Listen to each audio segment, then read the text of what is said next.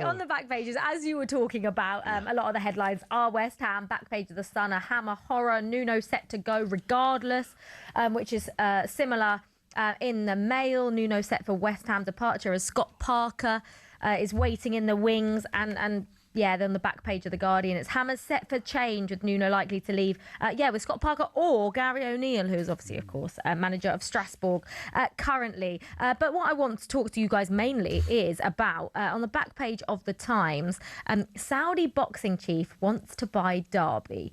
So this is the man behind Saudi Arabia's takeover of boxing. This is by Matt Lawton and Tom Kershaw in The Times. Turki Al-Sheikh, who was obviously an advisor in Saudi Arabia's royal court. He is the head of General Entertainment Authority as well. Now, we all know what he's done with boxing, with Riyadh season. He's turned that in, he's just transformed boxing to what it is. Now he wants to reportedly buy Derby County. Jeff, do you think this is a good thing for? I mean, Derby County fans will probably be sat at home going, "Oh, please make this happen." I don't know. I'm sure they're rubbing their hands together. Look, they've got a pretty good owner at the moment, I think, in David Clowes, who saved the club a few years ago, paying off their debts and putting money in as well, and had a really good season last season. And I can see why anyone would be interested, because I think it's a club with massive potential, and I think it's a potential Premier League club, and I think if they were to get there, they could flourish as well. Saudi money? Don't know. Ask Newcastle fans what they think of theirs. Yeah, I feel like, Ali, what are your thoughts? I mean, like Jeff's saying, for Derby fans, I'm sure they'll be very excited by these reports. Yeah. But I mean, for the wider football. Well, I think Jeff makes a good point. I also think the one thing you would say, if you're a Derby supporter, you would be rubbing your hands, you'd be excited, because the one thing he has done in terms of the boxing, he's got us all the big fights. We used to sit and watch. I know I'm going down a different avenue, and it's a completely different sport, but we all enjoy our boxing, and we used to moan about not seeing the big fights. But the one thing he has done, he's got that all organised. He's got that in its shape, and we're seeing some great fights now. So if you wanted to tip his toe in football, the answer is I don't really know. I'll have it be brutally honest with you. But if you're a Derby fan, I think you'd be pretty excited at the prospect. I mean, I think that the thing is, you just can't tell, because you can't tell how hands-on he would want to be for a start. Which, if you're running Derby County Football Club, the last thing you want really is an owner who comes in, puts his money in, but then wants to be too hands-on, if you like. I mean, they finished 8th. They only just missed the playoffs last season, but I get the temptation. Yeah, I mean, he's a Manchester United fan, actually, but he has dipped into football a little bit. I mean, Almeria in Spain are the club that he did invest in, but he stepped away from that in a couple of years ago. So which begs the question: why did he step away? Maybe that's because that was the time where boxing was really on the rise, and that was his main priority. But now maybe what he's done with boxing, can he step away and maybe focus on football? Two different worlds. I just don't know. Look, he could be a massive success. He could be wonderful for Derby, or it may not be. We will find out if these reports are in fact true. I also want to get your thoughts on Roy Keane versus Bruno Fernandes, which seems to be going on at the moment. On the back page of the Mirror, Bruno blast liar Keane, and on the back page of the Star, Bruno not keen on lies.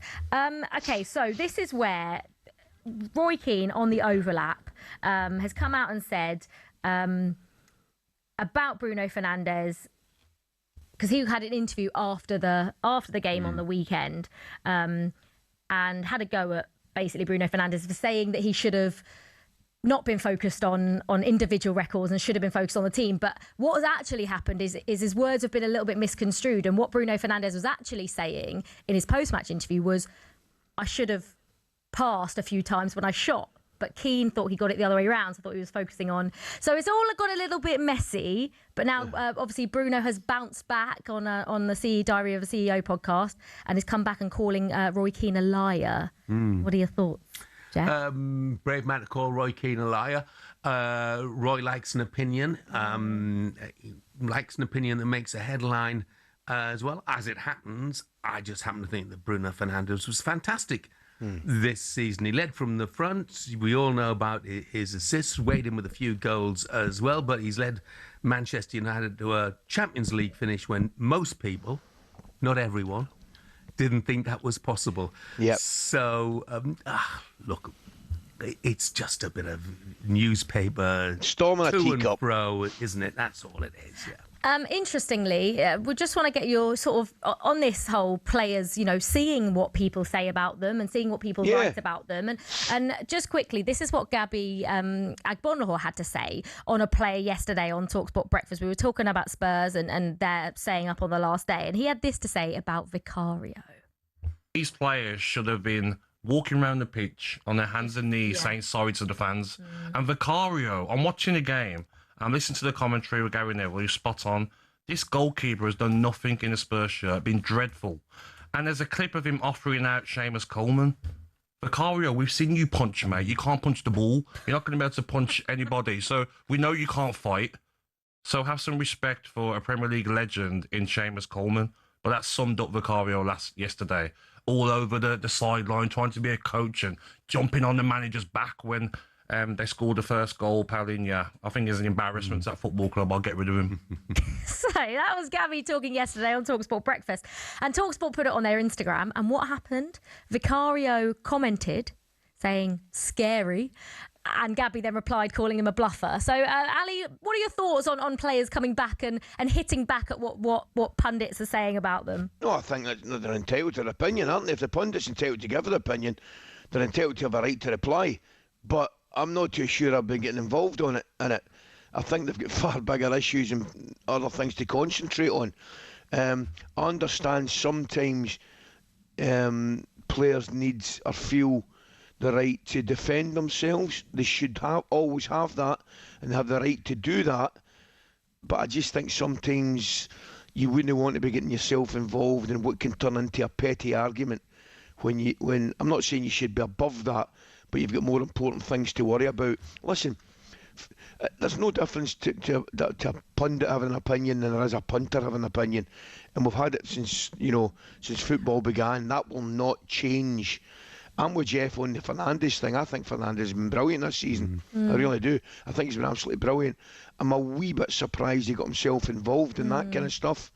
And I'm a little bit surprised Vicario is getting himself involved in that kind of stuff with Gabby. But absolutely, I would defend the right to reply. But I think sometimes there's no real need for them to get themselves involved. Look, it's all petty stuff, isn't it? But let's be brutally honest about it. Spurs fans have been desperate to see some passion from their players all through the season. Okay, he wasn't playing at the weekend, but at least they saw plenty of passion from him on the touchline. As to his goalkeeping abilities, well, that might be... It'll be interesting to see whether Spurs decide to try and upgrade next season, or indeed if the rumours about Vicario want to leave the club anyway are true. But look, only he knows that.